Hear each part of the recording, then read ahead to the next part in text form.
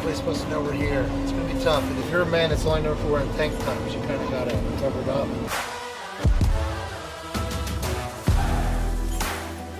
Mark here? No? I didn't see him. Hey, I'm Pat. Nice to meet you. He's hanging in the back. One second. Here you go. Am I putting this on my face? I feel some shit. Who's on the game here? Nobody. This is you until you go out. Come on, dude. Let's go and take a look around. There's some bunk beds there. You know, there's a shitter and a shower here in the back. He sat in that bus 6, 7, 8 hours, 9, 10 hours. I'm coming down that thing. Holy fuck, what a view that's going to be. Hell yeah. Look at all those fucking people that are going to be there. Just waiting, for an opportunity to potentially have a WrestleMania moment. It's ridiculous. This is awesome. WWE is just like the best at operating. They take care of the non-obvious. So we're very thankful to be here. And tonight should be fucking sick. Hell yeah. I think there's like 3 people that know I'm here. Are we not supposed to come in here? No, yeah. All right. 4 now. Look at you. I wouldn't say a word. I'll see you at SoFi. You going to be in LA? I don't know. George is, it's a loaded question. George, we don't know. George, you don't know. Maybe.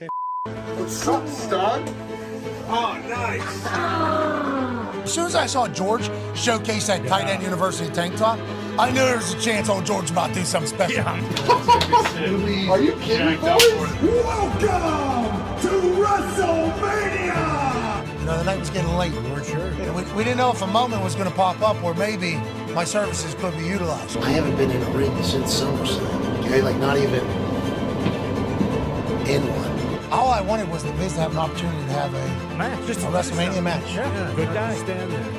And then the Miz mentions, I sent out an open challenge, and we go, oh my God. There it is. And I put out an open challenge, and no one responded.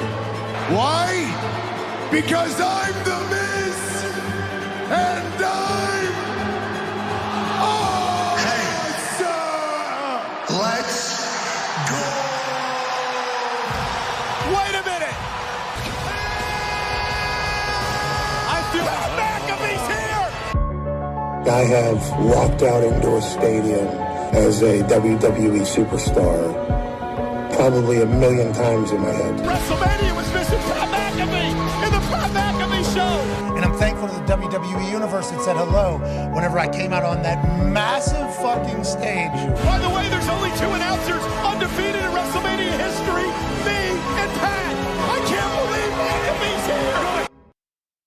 Hello, beautiful people! What's up, Snoop? What's up, Snoop? You're a legend, dog. You're the best, dog. Hello, Miz. None of us saw this alleged open challenge that you set. But good news. This is my WrestleMania tank top. If you still would like a match, why don't you let me beat your ass right here, right now?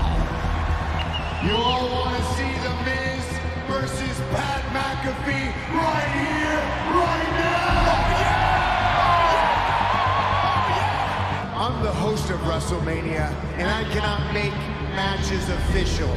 Miz, I do believe your tiny balls are showing. Tiny balls. Tiny balls.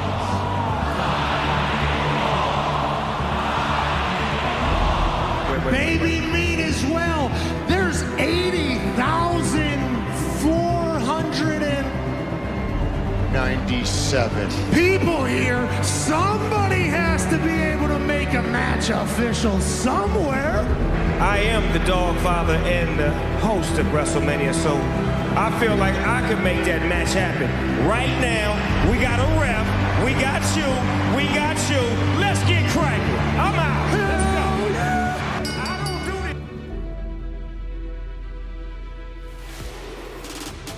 And McAfee go right after Miz with the right hand, driving Miz back into the corner. Pat McAfee in action. This is a blatant sneak attack. He takes his duties as host of WrestleMania. Oh yes, Spinebuster! Derelict shows up, and check out his tank top though. He's got sparkles on it. You're behind this, aren't you? No, I have no idea. You said the same thing in the Rumble. I didn't know this guy was showing up. Oh, what a kick by McAfee. Biz. Hey, baby boss. Baby boss. Tiny meat.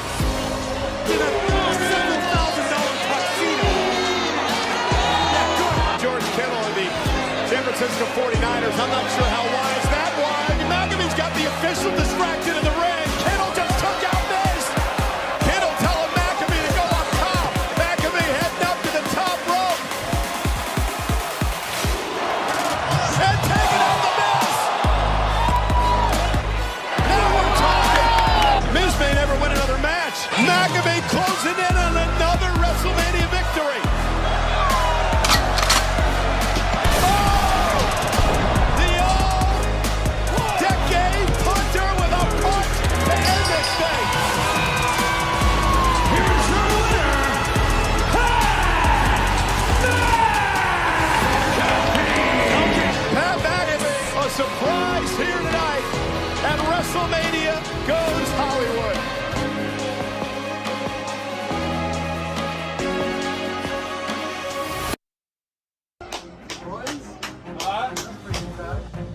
That match was awesome. I had so much fun there. That was a good time. The punt was fucking hilarious. You got a tiny bulge cam going. I had a feeling. You're sitting here all day. Oh, I wanted to text you earlier. I was told not to text you. Well, of course. Nobody fucking texts you. I was told not to text you. You had a hell of a feeling. I'm so thankful to the people at the WWE. It was a super cool night, super cool moment, and I'm very thankful for it all. 5:30 a.m. Sunday. This day started 6:30 a.m. Saturday. So much cool shit happened in between now and then. Joke of an existence. I'm very thankful for everything. Let's go take a nap. There is a crowd of about 30 people moving through the back end of the business field here. And in the middle of it is this black Samoan man who has become the most famous human on earth. Great guy. Ladies and gentlemen, the GOAT, Dwayne "The Rock" Johnson.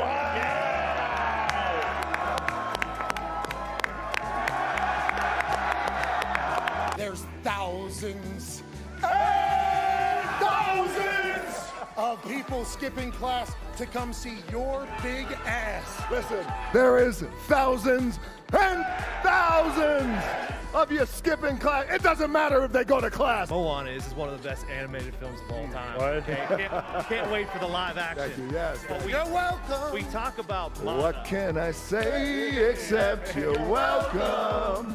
And we talk about Mana. Honestly, listen, kid, I could go on and on. I could explain every natural phenomenon. The tide, the grass, the ground. Oh, that was Maui just messing around. I couldn't have buried its guts. Sprouted a tree, now you got coconuts. What's the lesson? What does it take away? Don't mess with Maui when he's on a breakaway. And the temperature here on my skin is a map of the victories I win. Look where I've been to make everything happen. Look at the me menu Maui just tickety-tapping. That's it.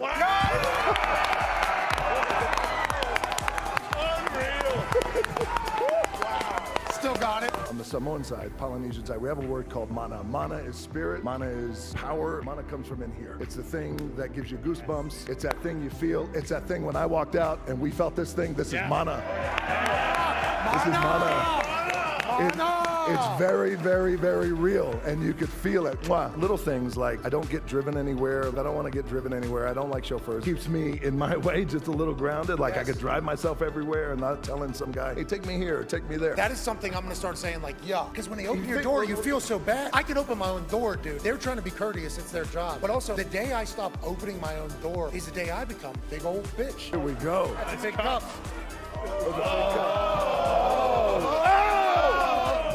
Sorry, Mike. And here's the iconic sound. You guys know it.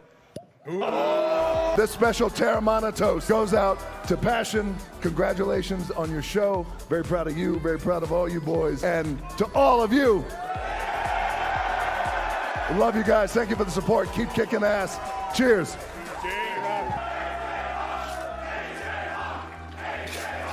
In my world, when I sit down and we're talking about movies and all this other shit, it's never this. It's never this, back with the boys, and you. So I appreciate it, and this one's to you. Thank you, boys. See you, pal. Cheers. Thank you. All right, we're going to take a 5-minute break here. Oh, hold on, one more. If you're some man. what The Rock is cooking. Hey, What? let's go. This show stinks, and the fact that you listen, we are very, very thankful for it. McAfee on the line with a gorgeous assist. The all-time leading tackler for the Green Bay Packers. You pig! Damn it! Be a friend, tell a friend something nice could change their life.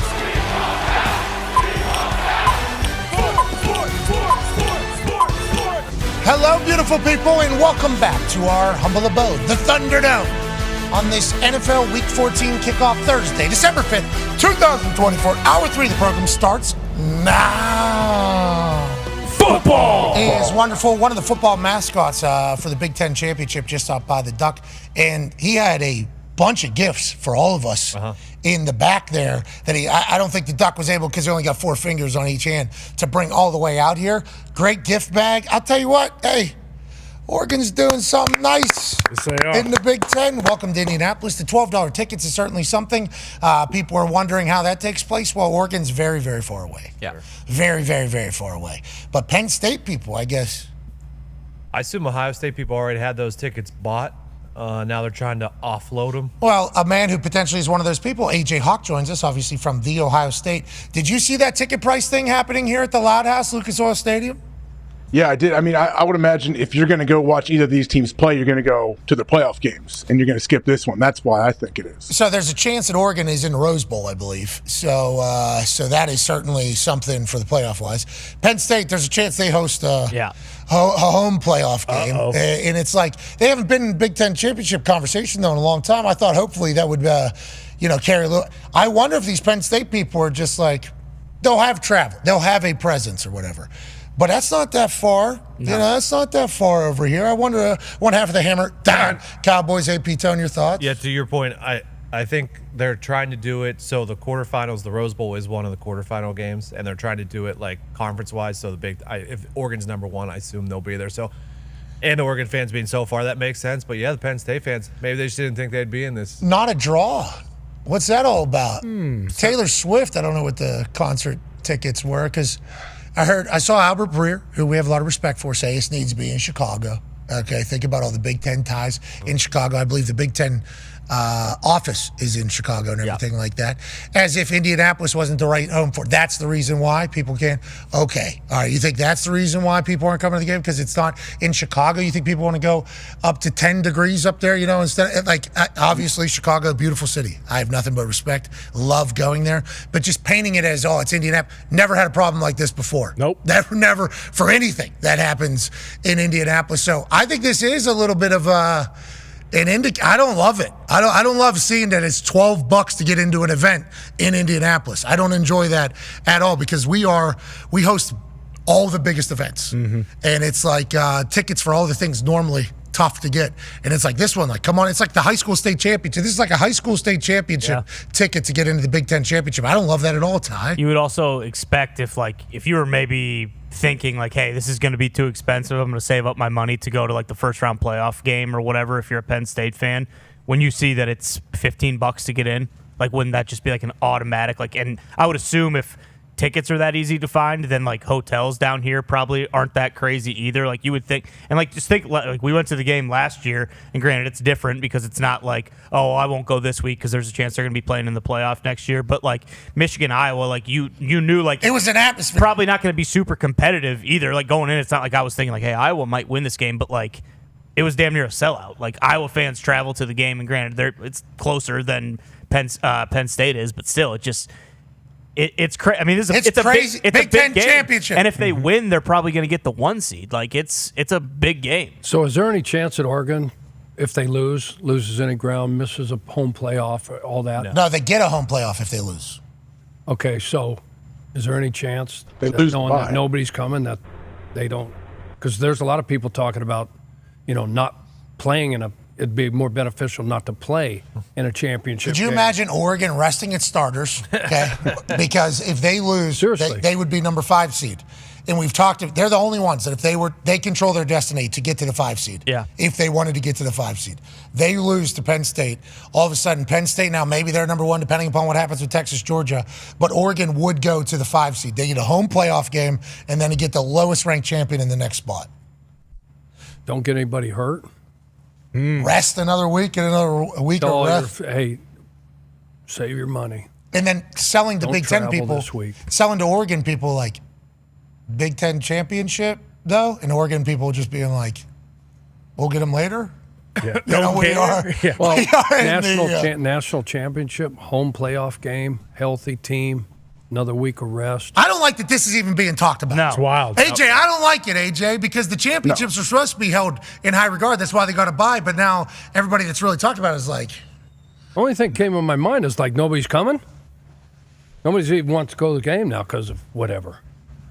We're giving away tickets like it's $12 like it's $19.99. $12 to get in. You get a pizza with that or They got to fill the place up, man.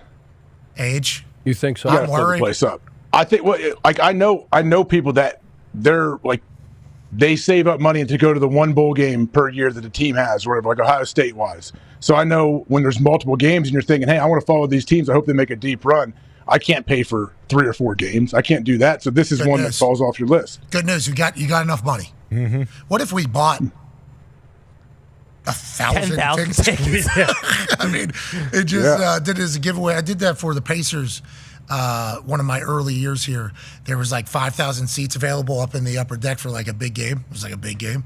And the guy that was working there at the time, and I had a good relationship. He's since moved on.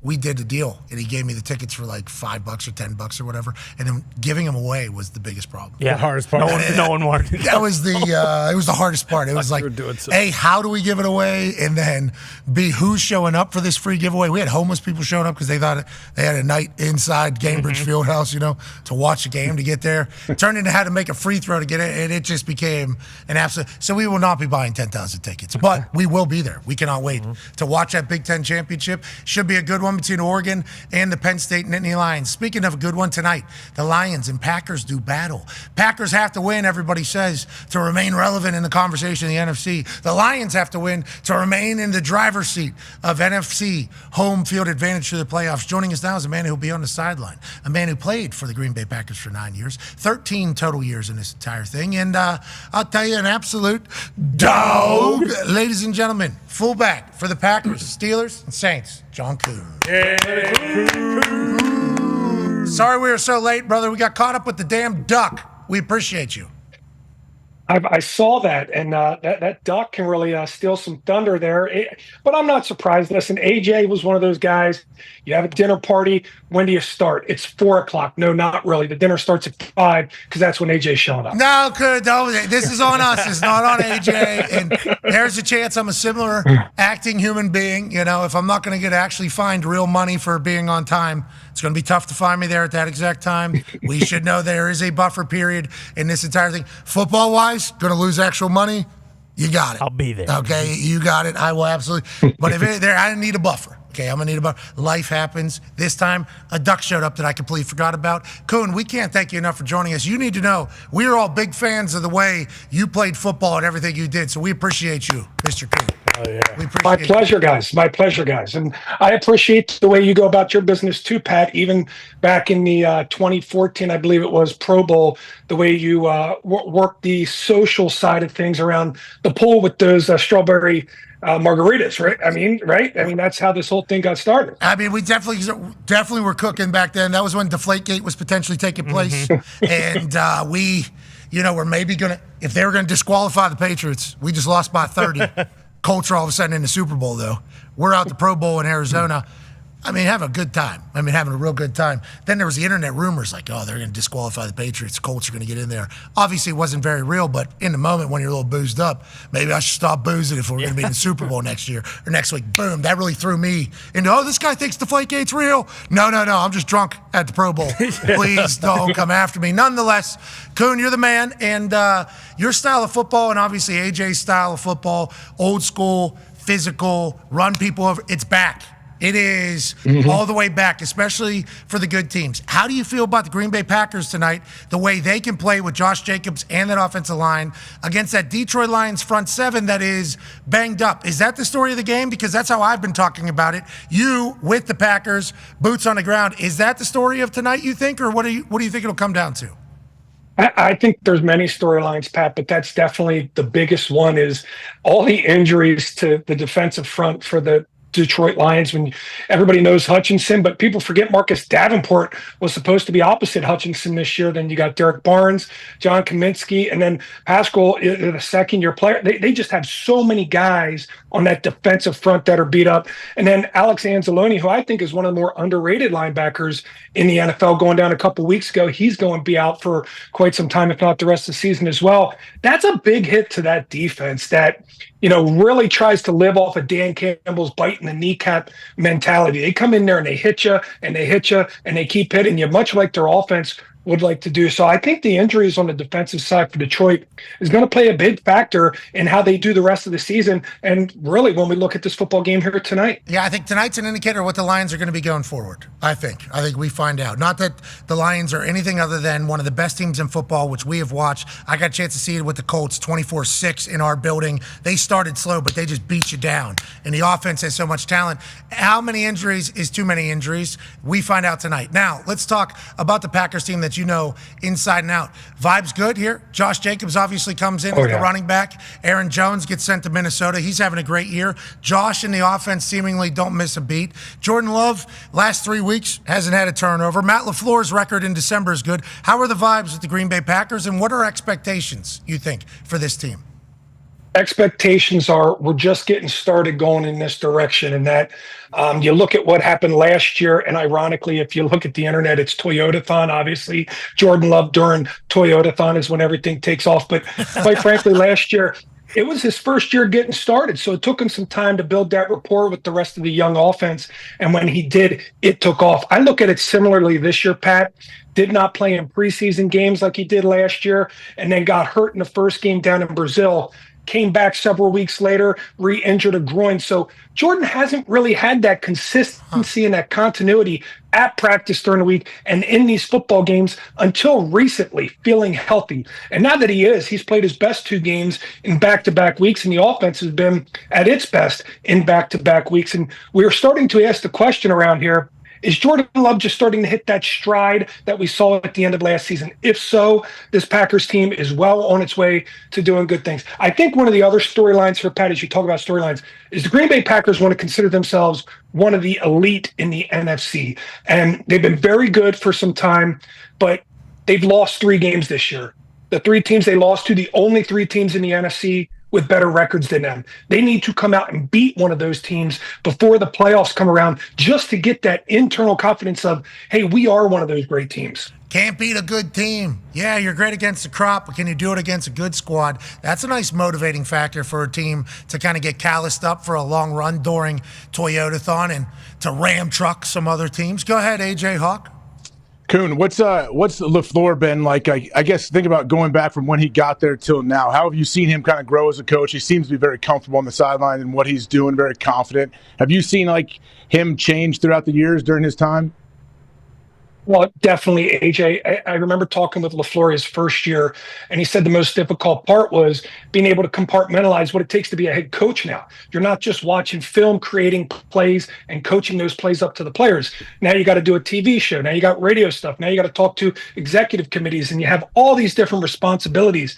And I think he has gotten to the point after his first 3 or 4 years where he is very good at compartmentalizing those separate parts of what it takes to be a head coach. And now he can knock out the ball stuff as good as they come. The offensive game plans here for the Packers, especially when they didn't have Jordan Love this year, were exceptional. To me, it's the best thing that I've seen out of Matt LaFleur since he's been a head coach in Green Bay. The ability, how many teams around the NFL do you see get a backup quarterback in and they look a shell of themselves?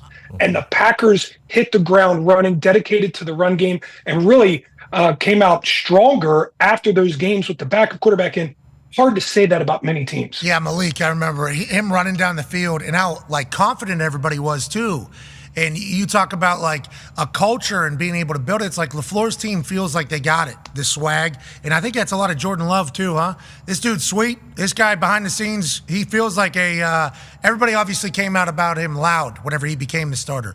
All of his teammates saying things that they didn't have to say, were going out of the way to say them about him. He's the guy, huh? He's the perfect man to follow Brett, Aaron, and then now the Packers torches with him. He feels like the right guy for it all. Yeah, Pat, he's so chill, man. It's one of those things where he scores a touchdown and it's like a fist pump. It's not an over-the-top celebration. He throws an interception. It's a simple unsnap of the helmet. It's not a put your head down. It's not a, oh, woe is me type. So he's just so even kill at all time. And when you have that as your quarterback, guys can respond off of that. They don't necessarily have fear ever strike into him like, oh my gosh, where are we going to go? They always believe that with him taking the calls and executing the offense, that they will have a chance. And because of that, this team, they've done some pretty exceptional things on the offensive side of the ball, this year, even with the struggles that they had. So I think everybody feeds off of that energy and everybody kind of has their own part in this offense. But Jordan Love is definitely the guy that everybody follows into the fight. Good for you guys. Ty Schmidt, one of the 5.2 million shareholders. Purchasers of the Green Bay Packers. Ty Schmidt, ladies and gentlemen. Yeah, Mr. Kuhn, first and foremost, I'd just like to say thank you for putting your head on the line for the Packers for so long. Not only in games, but from what we've heard in practice with AJ just fucking disintegrating his teeth into dust on cold December days during the week. So I really thank you for that. I appreciate that. Love watching you play. You talk about the offense. They've been obviously very good over these last few weeks, but the defense is starting to kind of hit their stride too. Last time they played the Lions, though, I want to say the Lions, combined for like 160 or 86 rush yards or something like that, and Packers didn't really do much to kind of deter them. What do you think that matchup is going to look like tonight, especially the Packers down a couple guys, but guys like Lucas Van Ness have really stepped up since the Preston Smith trade? Yeah, Lucas is a dog. Yeah, I would say this. Every week that goes by with Jeff Hafley as the defensive coordinator, something looks better. Something gets a little more attention to and something gets fixed. Pass rush was a big problem early in the football season. He found a way to create, one-on-ones with offenses in the third down category where they weren't really getting those one-on-ones before. And a lot of it is, simulated pressures where they get a crosser or a picker and a stunner and things where they can design guys to get free. And, similarly in the run game, sometimes you might have to bring a little bit of pressure on first and second down, turn those run blitzes into pass blitzes. And I think that might take its place here tonight, especially when you get a team that the first time you go against them, they do rush so well against you. Everybody knows Detroit, two-headed monster, great offensive line. You might have to bring an extra guy to the party, try and get those gaps cleaned up. And if they do set back on play action pass, AJ, you just turn that run blitz straight to the quarterback. You talk about Sonic and Knuckles? Is that what we're talking about? Oh, yeah. Mm-hmm. Talking about Jameer Montgomery? Oh, yeah. We're talking about Knuckles Montgomery. Doesn't eat turkey. No, it doesn't. Right? Does not eat turkey. Carrot. Steamed carrots. Yeah, steamed carrot. He was really good. And you talk about Jameer Gibbs, Sonic, and it's just, whoosh, he'll hit and get it. Gone. And then this guy's going to pound you. And that's the two-headed monster. It's not Thunder and Lightning. It's Sonic and Knuckles, right? That is what this is? Yes. Yep. That's pretty good. That's pretty clever. Yeah, change their IG profile pictures. They had the cleats. They had the Sonic and Knuckles shoes on. Is there another one of those movies? That movie was alarmingly good. There's another one coming out. Third one's coming out, yeah. Jelly Roll, I think, just released a song with. I just saw a music video. Jelly Roll, Sonic, and the blue one. Jim Carrey? Was Jim Carrey? No. Yeah, Dr. Robotnik, yeah. He's a painter. Who is? Jim Carrey? Jim Carrey paints, yeah. Yeah, but he's acting again, and he's Dr. Robotnik. He was Dr. Robotnik. He was in Sonic, but I don't think Jim Carrey was in the He wasn't music on the track. video. Oh, okay. And I think it was just Jelly Roll, Sonic, and Knuckles. That makes sense. Knuckles is kind of a dog, huh? A little bit. Wait till you see Shadow. Who's that? That's the newest one. Is Tails in it? There's another one of these Yeah, things? Shadow, built in a lab. Hedgehogs just come in all different sizes. Mm-hmm. What lab? What country? We shouldn't talk about that right now. Oh, you're right. Let's move along. Look out January 21st. Hey, let's talk about, Kuhn got a big pop out of that. We have questions about football as a whole now, as opposed to just tonight, and we appreciate you taking time. I see your head shape. We've talked about this a lot. You know, we've talked about this a lot. You were a fullback during the CTE era, okay, in the NFC North. We understand. And we've heard the stories from A.J. Hawk about literally every day in practice. Neither of you wanted to say, yeah, let's go easy. Even on that one, you take a massive shot in this entire thing. Neither of you wanted to go easy on each other, cut from the same cloth. Speaking of cloth, how do you feel about Guardian Caps? And follow up, do you think some of your toughness comes from growing up around the Amish people? I will hang up and listen to your answer.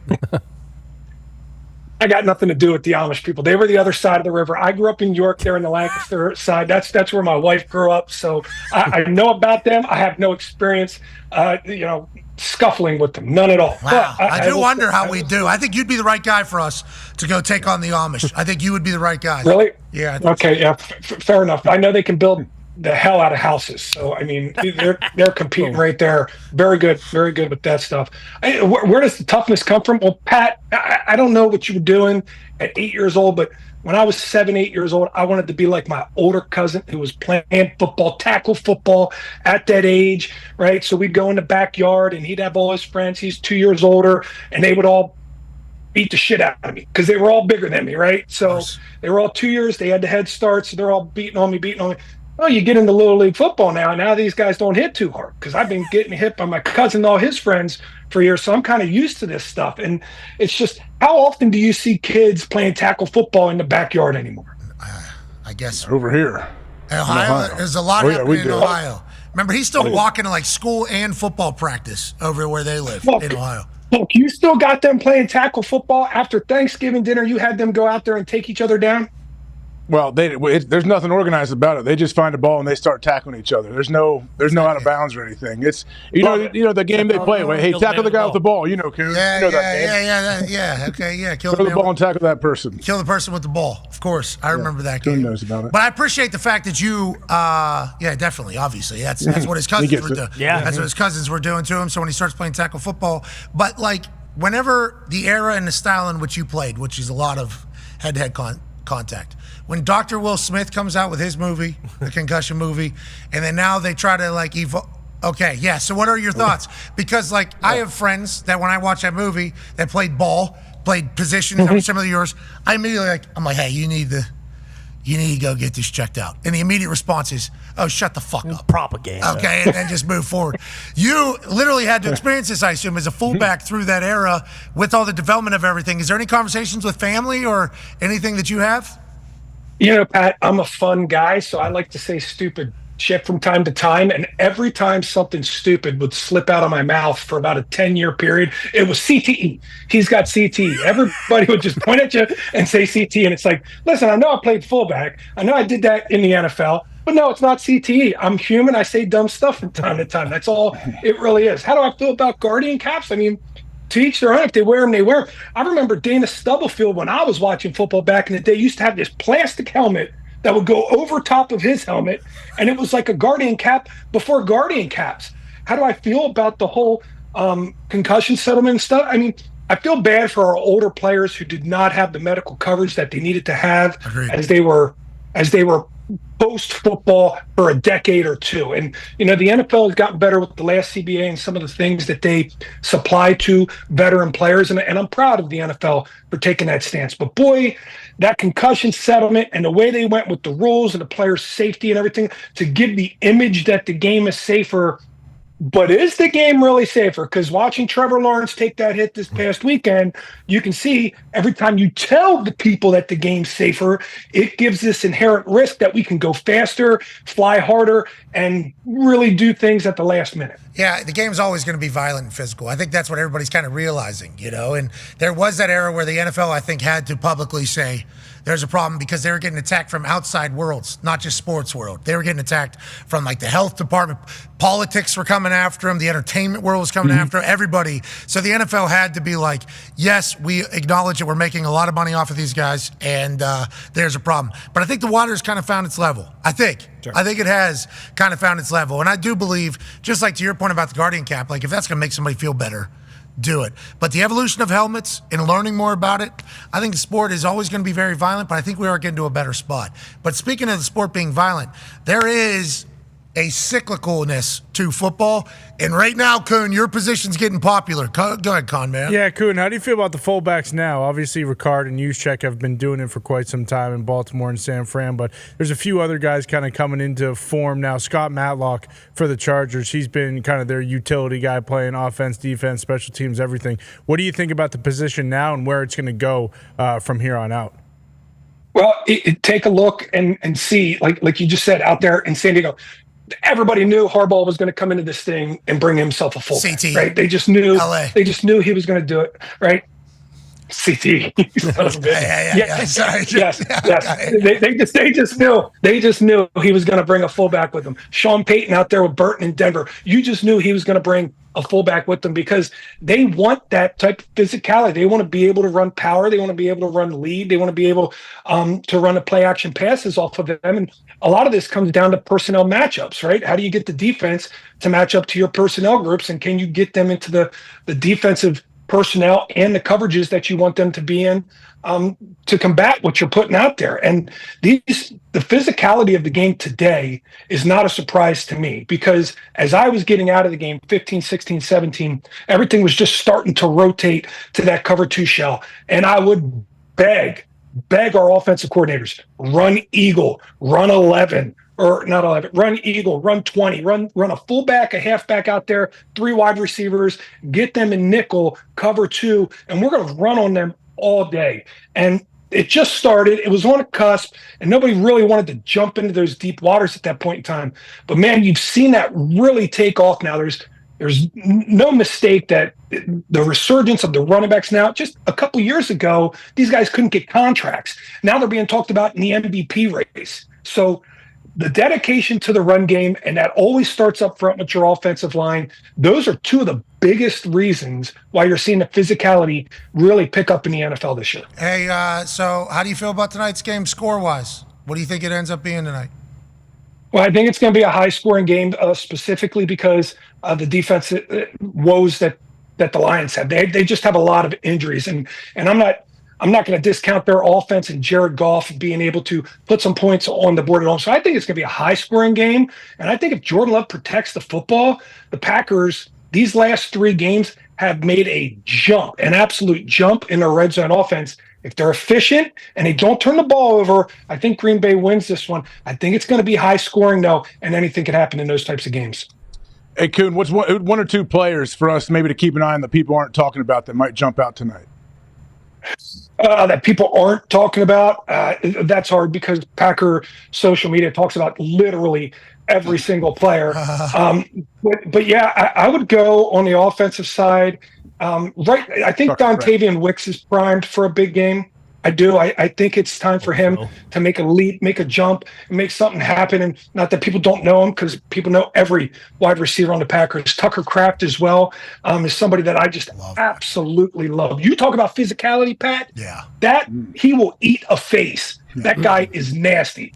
I love him. And then on the defensive side, JJ Enagbare and Lucas Van Ness are 2 guys that we're looking for. Hey, just one more tick of production, and this defense can really start taking off. When was the last time you ran your head into something? By accident or on purpose? Just in general. The other day I was trying to do some stuff outside. My wife has these really low sconces on the outside of the house, so it's really easy to just take a little piece of skin right out of the forehead on those things. Yeah, especially with the size of that thing. Hey, by the way, since you're talking about, you said Sonic and Knuckles, but Jahmyr Gibbs, did you ever see the size of that guy's neck? Like, he's got a neck like Takeo Spikes. Like, it just, and I don't know if he has a tiny head or just a huge neck, but take a look at Jahmyr Gibbs' neck. Like, I feel like he could be Knuckles as well. Here's you're saying we're almost discounting his Knucklesness whenever we're just giving him just Sonic. That's like the Thunder Lightning combo. Brandon Jacobs and Ahmad Bradshaw. Yeah. And Ahmad Bradshaw was supposed to be the Lightning, but like he broke his neck like 3 times, I think, because he would. Oh, he does have that triangle. Look at that thing. Yeah. Look at that thing. Yeah, shrugs. We're shrugging. We are. Wow. AJ, he's getting on that machine you used to get on and just wiggle the head sideways about 50 times. Four-way neck, man. What was Four-way neck AJ all like? day. What was AJ like as a teammate?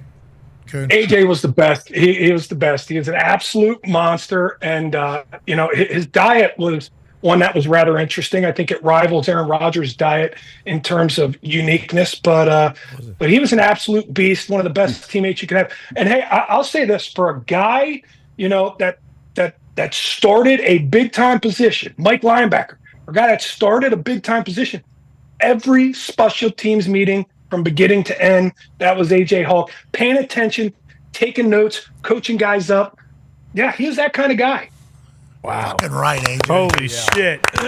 Not surprised. Yeah, not at all. Got thrown in there. Had to get thrown in there. I got thrown in on a punt return once, Coon, against the Cleveland Browns, and they ran a clinic on how to – yeah, they baited me. I thought, here we go. I'm good to go. Boom, I'm getting knocked from the side. I'm getting picked. They're running games, laughing at me. I was better on punt team. So you said never again is what he said. Yeah, never. Well, no, I never. I said, I'll try. You saw what happened to me out there. But you can throw me in there, but I need to do something. Oh, AJ tried to mail it in. Yeah, he said, listen, I'll show up. I'll take all the notes. But you put me out there. It's seemingly not working out. You can continue to put me out there. No.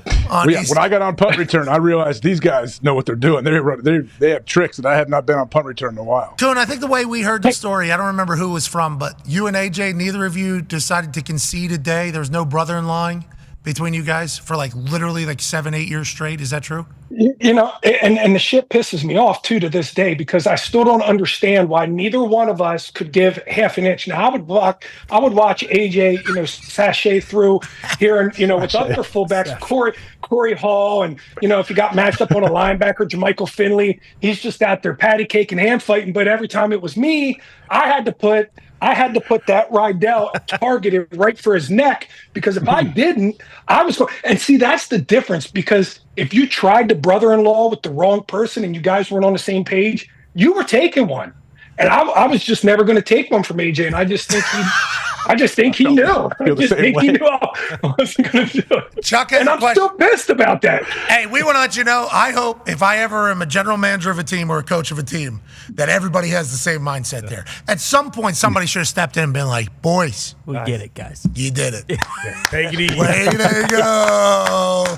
We got tough guys. Okay, that's great. Go ahead, Coach. I got a lot of pressure on me, John, to pick the right side in tonight's game. He's on schneid. I'm on a bad schneid. I've lost probably, I think, 5 or 6 in a row. But looking at the secondary for Green Bay, I know Jair's out, right? Ballantyne's out. So will it be in base defense when you got 2 corners out there? Will it be Nixon and Valentine? And then when they go nickel, will they move Nixon inside? And will it be Stokes at the other outside guy? How's that going to work in your opinion? Yeah, and they've actually been cycling through Stokes and Valentine on the outside when they're in base as well. So they've been trying to find ways to get unique. Javon Bullard has been dropping down into the nickel spot quite a bit too throughout the course of the season. He's a young rookie that's been showing a lot of promise there. But quite frankly, that back end goes by Xavier McKinney, their coach. You put him back there, you expect him to get everybody lined up in the spots that they're supposed to be. And as long as he's back there calling stuff out, they're always going to have a chance. I mean, they lose a little bit of athleticism with Jair being out, a little bit of experience with Ballantyne being out. But these guys can all play football. It's the National Football League, and it's next man up. And we talk about where they're banged up at the edge rusher. We're banged up at corner. I don't know which one is a better spot to be banged up at and so far on their depth chart. Okay, we appreciate you taking the time. I don't know what your schedule is. We're about to do a segment that I think you would love if you want to hang out and kind of help us with, called Ram Trucked, or you got to go. We understand either or. How long's I got till 3:30 Eastern time. Ladies and gentlemen, for the first time this season, we actually have 2 Ram trucks that'll be commentating over a Ram Trucked segment.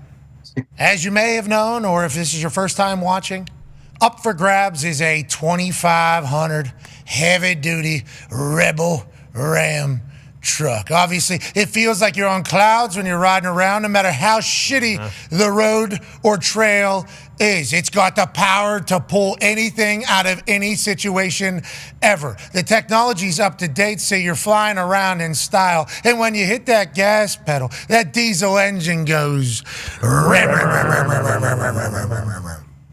That is currently available and up for grabs, John Kuhn. Do you know who could win that particular Ram truck, John Kuhn? I do not know. Who would it be? We don't know either. Each week, there are 4 contenders from college ball, from one side of this country to the other, who have a Ram truck hit in their game. Somebody will then tweet to us, hashtag Ram Truck, the name of the player, the time in the game, and the hit in which occurred. We will then scan through them. We will find 3 contenders each week that take on our 1 reigning champion. Let's get to this week's contenders. There were a lot of good ones. First, out of Kansas State, Ramses State, we have Ram Payne on the campaign. Pick up, double leg, tackle, John Kuhn. Boom. That could be you. How do you feel about the Ram Payne, John Kuhn? Man, I love that. And the running back even tried to get his pads down, but couldn't even get them down fast enough for that defender. That's a big-time hit. When you pull the heels up, when the heels are coming up, that's a big-time hit. Yeah, a little scoop and dupe there. Ooh. That's Ram Payne. That's the first contender for this week's Ram Truck Championship. Let's go to the Duck Truck 2.0. Ladies and gentlemen, running back Jordan James. Damn. In a rivalry game, John Kuhn sits his ass down. Boom! Now, I believe he lowered his helmet, and that maybe should have been a penalty or could have been a penalty. It was not a penalty. Remember, these Ram truck hits cannot be penalized on the field. We do not want to promote nasty hits. John Kuhn, you love seeing a running back do something like that. I do, and I think it's more impressive than a tackle, to be honest. You can't use your hands. You can't scoop the legs. And if you're knocking him ass over teacups, I like the run better than the tackle. AJ, how do you feel about the defense getting pounded by the Duck Truck 2.0, pal? Well, I can't completely disagree with John. I agree. I played running back growing up, not in the NFL like John, but yeah, I'm okay with it. Yeah, but how do you feel about the running backs being able to do the... It's garbage. If they call penalties on defense, they should offense, but I don't think they should call penalties on either team for lowering their helmet in that situation. Okay. You're saying the way it's ruled is garbage, but that play certainly not garbage. But if I get run over by a guy doing that, I'm not looking for a flag. I'm looking to, get in the tunnel and get out of there. Smart. I'm looking to head home. Yeah. I'm looking to change my name. All right, let's go to the third contender for this week's Ram Truck out of Colorado. Shiloh Slamders! A nuke coming from the safety position, and obviously a first down is had, and Ollie Gordon tells him that, but boom! Jeez. Legal hit, shoulder to sternum. Boom! Damn. Ollie Gordon's big dude, obviously picks up the first down. Shiloh has had a few of these that could have potentially been earlier in the year. They were all flagged for helmet-to-helmet, late hit, and things like that. This one was no penalty. John Kuhn, how do you feel about that? Coach Pagano, getting crossed body, gets a head on the alternate side, stops momentum completely. Clinic. Put it on a reel. Love it. Hell yeah. John Kuhn, that could have been you if Shiloh Slamders was coming down the middle. I love it, and I'll tell you why, Pat. There are some times when your angle is not good or not conducive to really putting those pads down. You should really just try and take the bump and go in the other direction. Shiloh puts it all in there, and if you see it correctly, he does a little whirly bird himself, so he takes a little bit of it. I know what that feels like. You get up and you say, shit, probably shouldn't have tried to run through that one, but he does anyway because he's fearless. I like that aspect of this. Oh, here's a little whirly bird. He doesn't end up whoop-de-woo on his back there, and then he gets up having a good time. He knows.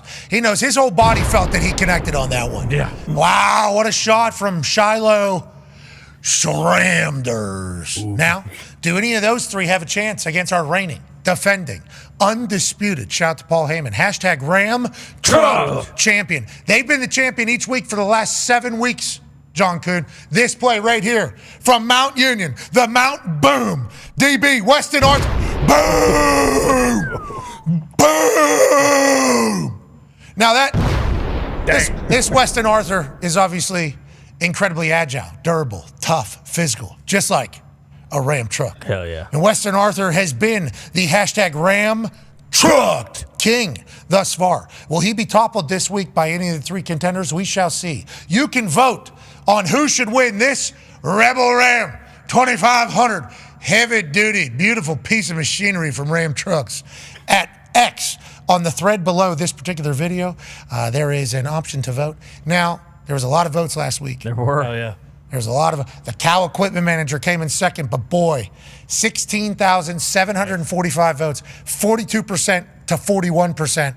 Mount Boom remains champion. Wow. They're saying there might have been some shenanigans. What? Some people are saying. We don't know anything about that. Legitimately, we have no clue, but we do know these 4 contenders, including Mount Boom, will be available to be voted upon on X in a matter of moments. Who deserves the Ram truck? Good luck to all of them. John Kuhn, I think you would have been on there a lot if we would have been able to do that. Ram would have had to pay a lot of money to the NFL for that to be the case, but nonetheless, out of Shippensburg, we would have found those clips as well, Kuhn. VHS, do you guys roll VHS? I mean, because that's what you would have had to have done. We didn't have those fancy kind of recording devices. We were still using VCRs and stuff back then. You being a Shippensburg alumni out of York, PA, being a tough son of a bitch, it's just such an awesome thing. Legendary. We appreciate you, bub. Pennsylvania legend. Have a good one tonight. Good luck to your team, and we'll talk to you again. Ladies and gentlemen, John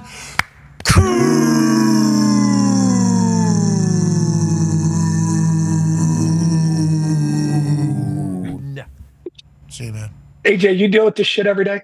John, let's go to fucking work. All right? Ladies and gentlemen, John Kuhn. I don't know how long we could do the Kuhn. That's a good run. Yeah. That's interesting because they're not booing you, you know. No. Nah, they're saying. It's like Moose. Well, that is his name, Muth. Yeah. I know that's why I do Muth, so you avoid the confusion. What is the confusion? Well, you don't want to go somewhere and have you hear Muth, and he's like, God damn, they're booing me. But if the people are saying Muth, then you know. That would be Is sweet. that a little lisp at the end of sound? There's no lisp. I think there is. And yours. I don't know about in real life. I don't know. I don't think so. All right, Ram Trucked, John Kuhn. What a fantastic third hour right there. Right. Wonderful. How about John Kuhn having a... Wow. Couldn't get you think it couldn't get any better. You know? You know? Right. Oh, that's that cup. Oh, that's the cup you used to get Fountain Pepsi in. Yeah. Boom. Maybe Coke. Yeah. Boom. No, they don't serve Coke there. Then definitely Pepsi. Mountain Dew instead. Yeah. Boom. We Boom. appreciate you.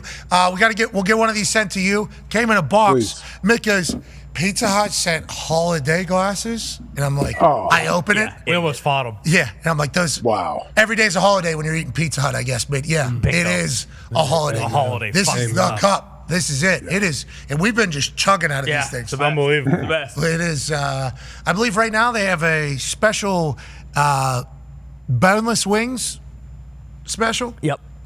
Big bone. All you gotta do is scan that QR code. Nobody out pizzas the Hut. No one out wings the Hut as well. And the boneless wings, also very good. Yeah, without a doubt. We would like to go on record once again stating the bone-in wings at Pizza Hut because they have fryers in their shops. Fry them up. So they don't. This isn't a microwave situation. No. This isn't like a broil or oven situation. They have fryers in, so their wings can be great, and they are great. Bone-in wings, we are big. The boneless wings, though, gotta go mild meat on there. Yeah. And the sauces, which are on the bone-in wings, are also delightful on the boneless wings. So right now there's a nice wingiest bundle from them, 16 boneless wings, 2 orders of fries, 2 dips for $15.99. That's a family meal. Yeah, without a doubt. For $15.99. Shout out to Pizza Hut doing that. But don't sleep on the bone-in wings. They're the best in town, unless it's the town's wing place. Sure, mom and pop shop. Okay, like the local wing spot is probably going to have the best wings. Sure. Okay, but other than that, Pizza Hut, their wings can compete with anybody. Yep. The amount of meat, the texture of the wing, and also the sauce flavors, good flavors on it. I think they need to be pushed. Yeah, kind of push those to the forefront. Yeah, because their Pizza Hut's obviously, pizza's the best. Yeah. But their wings, real deal. Top notch. Yeah, I mean, maybe, if you're a bit hamstrung on a budget, you're a college kid maybe, and you're thinking, hey, I need just the best possible deal right now. Mm-hmm. In that case, you get yourself the boneless wings, and you get yourself, a couple things of fries. But if you're thinking, you know what, I'll spend a few extra shekels, just a few, nothing crazy, then I'm gonna get the bone-in wings, and I'm gonna appreciate that decision for a long time. They're so good. I've been putting it to the test. What's that? The wings? Oh, yeah. What, have you been trying other places? Or you've been getting them to the house?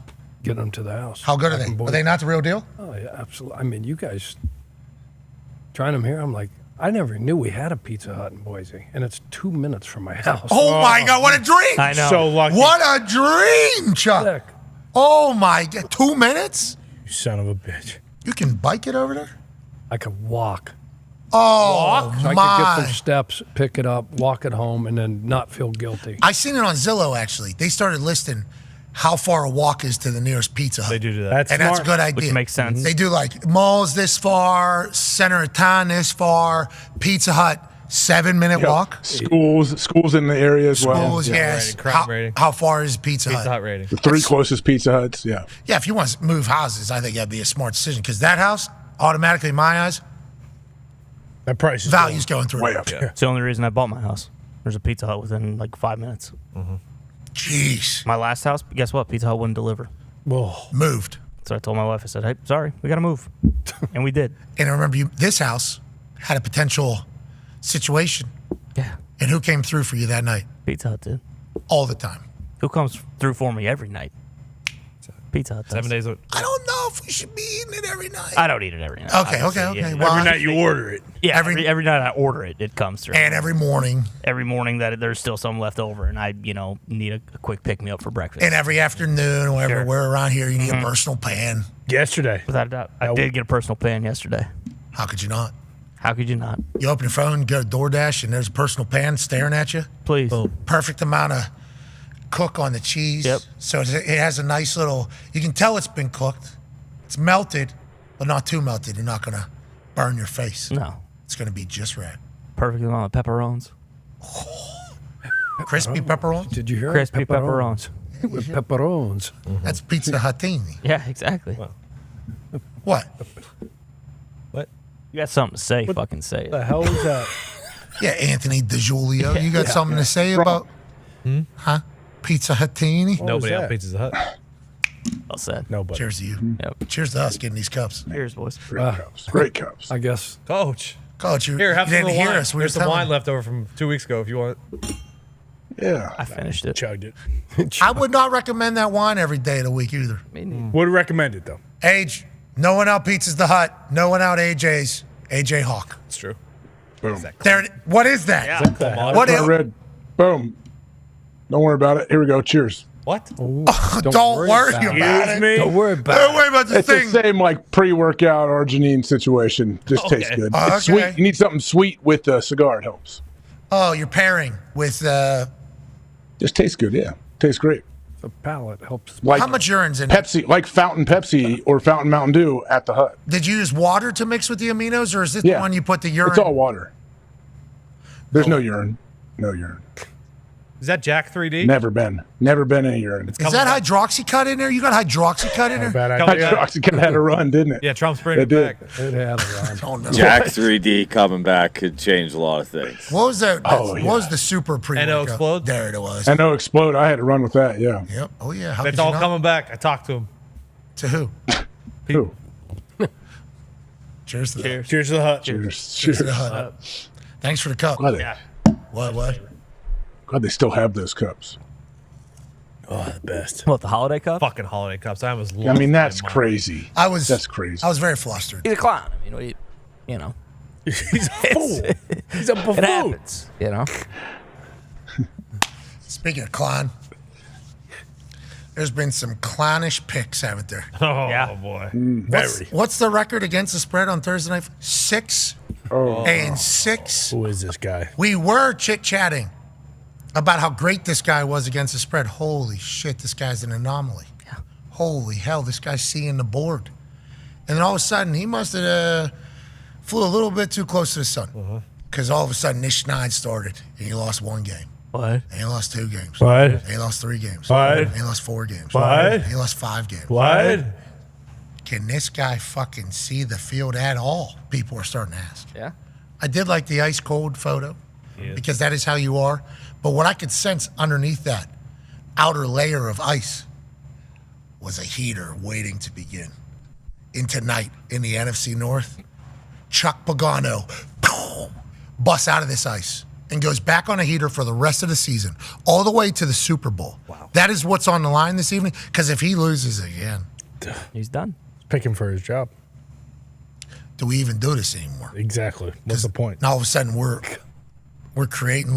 engineering losses. Yeah. Mm-hmm. We are, just like Tomlin says, we need to engineer a win. Mm-hmm. We're engineering a loss whenever we say, hey, listen to this guy. So tonight is the night. Do we ever see Coach Pagano again? I hope. Me too. Let's go to the board. Chuck? Lions favored by 3. At home. Yeah. Against the Green Bay Packers. Some say this is a must-win for both teams. If the Lions want home field advantage to the playoffs, which would be quite a benefit, must win this one. Must win. Packers want to remain relevant in the conversation and in the NFC dance and everything, must win this one. You must win. Yeah. I feel like you should feel like this is a must win. Life or death. No, it is. And I know you No, do, it is. which is why we This is backs against the wall. I mean, this is absolutely dire straits. D-I-R-E, by the way. Yeah. Interesting spot. Yeah. Yeah. I thought it was like dire, like Yeah, Like a die. dire wolf. like you're going to die. Oh. It's not. It's like dire, the word dire. Parked outside your hotel. Just 6:45 a.m. I Wearing a blue sport coat. I had a dream that happened to me last night. It was crazy. Dude, the video is a movie. Yeah. Deny, defend, Depose. depose. We're gonna Jeez. We're gonna find out about that guy real quick. Yeah, I guess you got to pick. I thought he got out. No, Yeah, They gotta pick They him. got pictures of his face already. not A guy. not a professional. This the guy with a machete? No, this guy No. with the silencer. Yeah, the silencer from 2075. Did you see that? You Don't don't watch know. it. If you, You didn't don't see wanna it, don't know. watch it. You should watch it. Though. You don't want to know. Just don't get into the insurance business, I think. Yeah. Should be worried about January 21st. Well, if you're in the insurance business, do your job. We all need to. That was wild what you just did there. What? He But should. He's not older. dire, D-I-R-E. Right. DIR. I was Not junior. die like walking outside of a hotel at 6:45 a.m. as the CEO of a healthcare company, insurance company. And that's it. Game over. Well, yeah, he's 45. dead. Yeah, he's very dead on Yeah. Yeah. He's in the direst. Of states. Rest in peace. Well, yeah, rest in peace, man. That is. He was a Hawkeye. What insurance? Was he really? Yeah. United. And I think if I was at United and I was number 2 in command, Change something. I'd be. I'm good. Hunkering in. That was wild. That was crazy. The more we learn, the wilder it gets. I will say, Bailey McComas had a personality profile on this guy within 2 minutes of seeing the video. Yeah. This got to be an assassin. This is something great. That kind of looks like an emotional. Yeah. Notice the gate. The way he handled that, I don't think he's getting paid that much. Yeah, for the, Left the shell casings. The way, the reload. yeah, the way he went about it. The mask too. He said feels like he's watching a movie. This is somebody who's not happy with that insurance company. That's literally what Bailey McComas says. As soon as we see the video, Right in the Almost middle. too Right, quick. right in the middle of a video camera. almost too. Yes, Almost too quick. it was. It was like as soon as he saw it, personality Whack profile. himself then? Huh? Take himself? No, No, he no, actually no. just walked away, hopped on a city bike, and then See ya. see ya. 6:45. There's somebody. They got there. him? They got photos Yeah. of him from surveillance cameras, allegedly. Obviously, it's the internet. Who But he's wearing a mask. mask, hoodie, no gloves, which I think is To Bill's point. Bill's big thing. Yeah, like he's not wearing any gloves. Amateur. Because as soon as we see the video, as soon as the way the story was going out, like, oh, this is out of a movie. This is an assassin. Like, this is hired gun. Something's happening. This guy knows something. Blah blah blah. Like, this can't be what real life. Holy shit, this is movies. And then that's what my angle was thinking. Me too. You know, just immediately was thinking that CEO and thing. And then Balaam Comus was like, You guys got A it little all sloppy. wrong. A little sloppy. no, that looks like it. Wake up. This fellas. guy, they didn't give a claim or worked for this guy, got fired. I think it was a claim. I think is what they're saying, which And then the made us all kind of learn about how it's all kind of happening.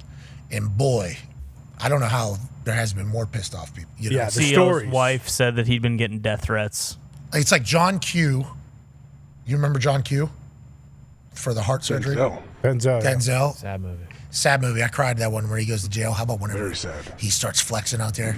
Real. I didn't have a child at the time when I watched it. I couldn't even imagine watching that now. And then what's this citizen? Law-abiding. citizen. I think that is kind of what we got going on. Those two. Oh, that was good. Yeah. P.S. I love you, guy. Yeah, Jerry Butler. Yeah. King Leonidas. Dog. Ow. Oh, Ow. Ow. go to the So tape. what we need is you need to win this. Hey, you better win. You need to get this one right.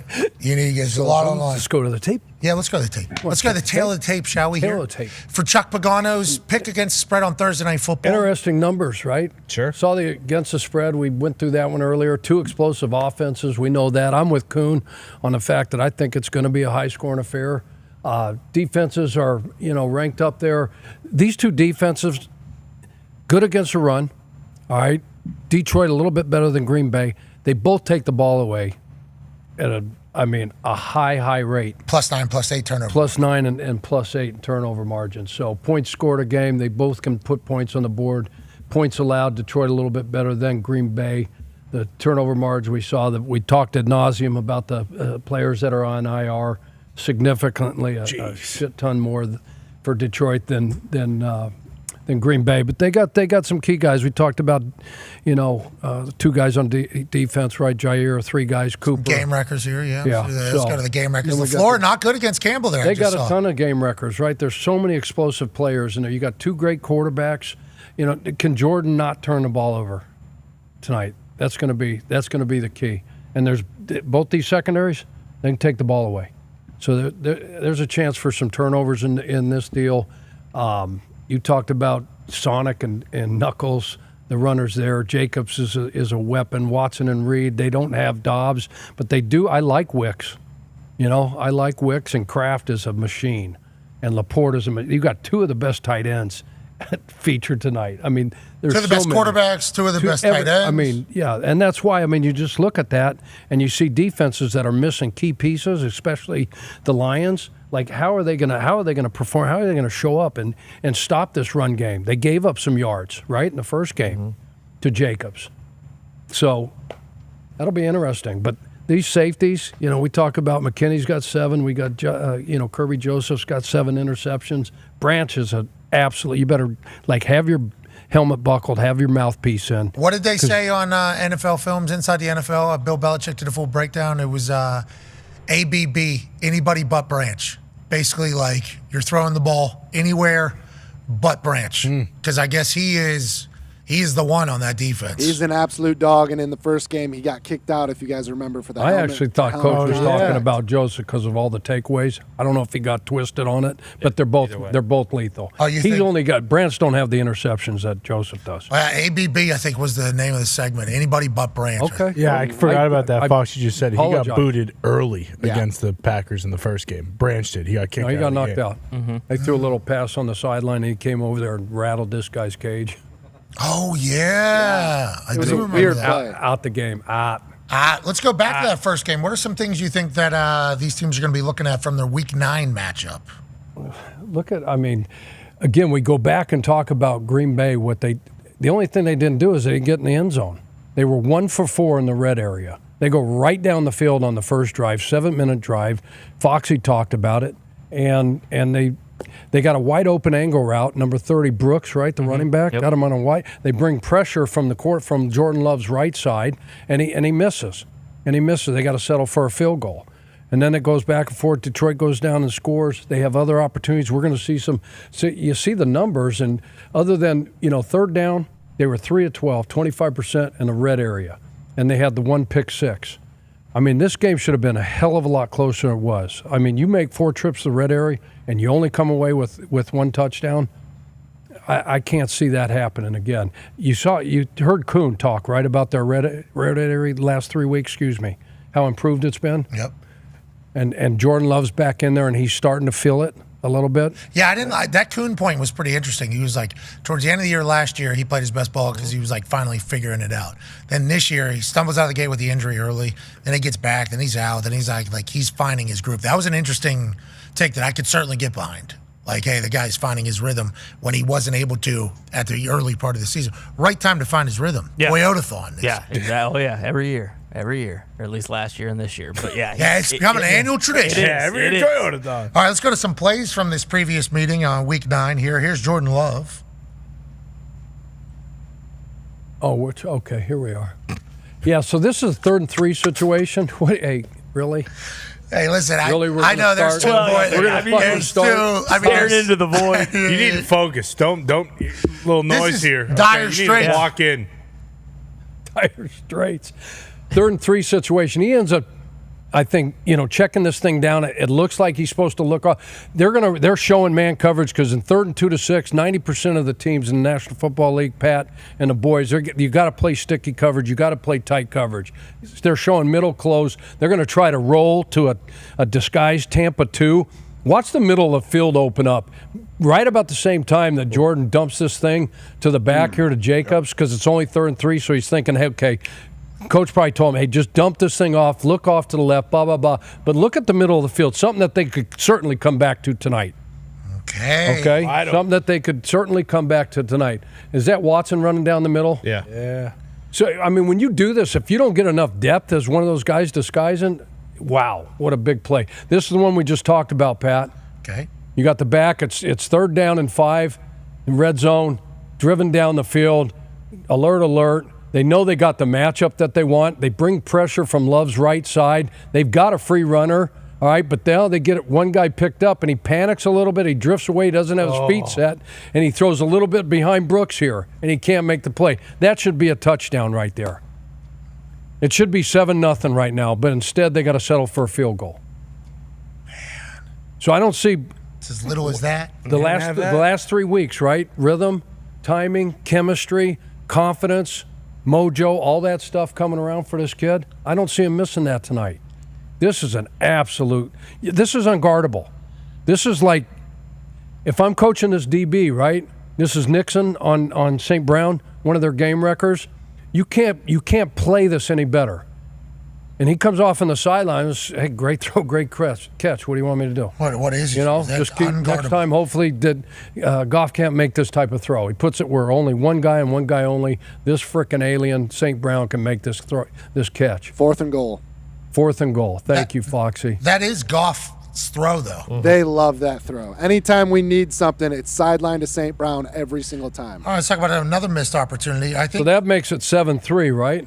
So now you come up, it's 4th and 6, and you got, a 45-yard, 46-yard field goal here. And boom. Only miss of the year thus far for Only McManus. miss of the year. Only one. Only one. And then what? It should be 7-6 game right here, right? Yep. So what happens is they miss that, and they go down and get a field goal. And then you get this happen to you. I mean, it should be a 1-point game right now, 7-6, but instead they miss the field goal. And now this turns into now 17-3 at half, and you're playing from behind against a great Lions team. You don't want to do that because all they're going to do on the other side is take the air out of the game, pound the rock. They did have an opportunity late in this first half. They went back down, threw a 40-yarder clock ran out, so they didn't get any points. So 17-3 instead of 7-6 is what you're saying. Exactly. And then the Lions got the ball after halftime, and I believe they went down and got a field goal or a touchdown right after that. Yeah, they got a touchdown. It was like a 10-minute drive. So took the air out of it, and it was 24-3. And that was the game. This was one of the first things that Chuck wanted to talk about this morning, AJ. And as soon as he was bringing it up, I'm like, oh, it feels like I know which way you're headed in this particular game. Chuck, would you like to make an official pick at this point? The Packers are either getting 3 or 3.5, depending upon what the book is saying at this exact moment. They're checking. 3. Packers +3. Lions -3. Lions at home, 11-1. Taking on a 9-3 Green Bay Packers team. Division game. This is going to be a field goal game. This is going to be a tight-ass game. I mean, wouldn't be surprised if I'm going with Green Bay. I'm not going to be surprised. All right, Chuck. I think there's just too many injuries on this Detroit. And if anybody can overcome it, like I told Foxy this morning, like it's this Dan Campbell-led Lions unit. But I just think at some point the war of attrition is going to catch up with this group from Detroit. And to nobody's fault. No. Yeah, that is nobody's fault. We need to make sure that is reiterated. Charge it to the game. You might have like a 5th stringer at D-line at some point tonight if a couple injuries happen. Which have been happening in the games. Yes. Mm-hmm. Been losing guys each week on that defense in the same exact area. A lot. And LaFleur, right, 6 years head coach there, right? He became the all-time second, not the all-time, but second winningest coach in the history in the first 6 years of his tenure. Oh, congratulations. Yeah, he just passed like Cowher and, I mean, like some absolute Hall of Fame legend coaches. I don't know. He's number 2 now in history. I don't think he. Wow. LaFleur. Dog. Guy's a winner. He also isn't scared to get the crowd riled up. Even in Detroit. Yeah, he'll do it tonight, especially if the pack flies. Eyebrows. How do you think them eyebrows are going to be tonight? Phenomenal. Yeah. Thursday Night That Football? beard. Prime, brother. It's on Prime. Yeah. It's going to be top notch. Kirk Herbstreit's there. Remember? Al Michaels is there. Speaking Peter. of, he called us back. Pete the dog's what's there. his deal? Why didn't he answer us? Why didn't Kirk answer us earlier? I don't know. Probably busy. Playing catch with D. Pete taking a walk. Maybe D and Pete and Kirk are all playing catch with each other. Yep. Working on his 9 round. They bring their glove. No answer. He called us middle of the show, too. Probably had something to say. I missed it. Maybe giving us a piece of information that makes you believe the Packers are going to be able to keep it within 3, or the Lions going to be able to do what they've done to a lot of teams, beat the hell out of them, regardless of who plays. Yep. AJ, are you with? Yeah, of course. All right. AJ, do you like the Lions or the Packers tonight? I like the Pack. I was going Packers to begin with, but then when I see Chuck not waffling at all, no waffle. Yeah, I feel good about it, Chuck. Put me on the Packers +3 as well. Oh, I don't like that all of us are doing that, but I think the Packers are playing very good. And I think the Lions are very banged up. And I don't think this is an indicator that the Lions aren't going to have success this season. I still think win playoff game and everything like that. I agree. But I think this Packers team is about to say, hey, excuse me, we would like to be a part of the conversation when everybody talks about who can go and who can't. And I think tonight's one of those nights. And I'm thanking the heavens, the Lord, Jesus Christ, everybody else, that we get Lions Packers to kick off week 14. Amen. This is a hell of a game. This is wonderful. All right, let's get the hell out of here. AJ, can't wait for you to be here tomorrow while I'm down in Atlanta for the SEC Championship, College Game Day, obviously Saturday morning, 9 a.m. Eastern, from the convention center down there. Last year was the same spot, huh? Who's that coming down the track? Yeah. Meat machine. That's a good. That's the best one. Great tune. In all of college. That's the best one. They have controversy though about it is what's or who's. So they need to sort that out amongst themselves before Saturday. Sure. They will. And they will. And they've already beat Texas. At Texas. They've already done it. They just went through an 8 overtime game with Georgia Tech. Are they calloused? Are they ready? They want to win an SEC title or not? I don't know if their quarterback cares if they win or not. I'm worried about some of the stuff that's coming out of there. The way things are being worded. He's just a kid. Just a kid. You're He's right. going to fire that pigskin. All right. Be a friend, tell a friend something nice. It might change their life. We're in this thing together. Shout out. Hey, it was announced.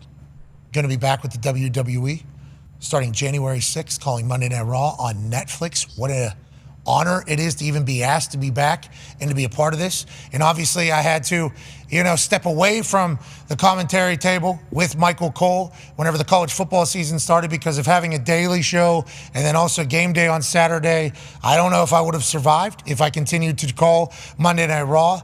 I was bummed out when I left. I love the WWE. It is the most fun place that I've ever been in my entire life. Working alongside Michael Cole is like an actual honor. Like I'm working with a GOAT here, okay? Not just whenever you come to talking into microphones, but this dude covered the Bosnian War, was over there for like 40 days, locked in a war zone. He was the first person to talk to David Koresh whenever he was working CBS Radio. I think he's won like fucking awards in actual journalism. Then he gets dropped into WWE, and the guy, as of late, has gotten a chance to take a vacation for the first time in like 25 years. His work ethic, impeccable. The way he goes through a show, awesome. His preparation, sweet.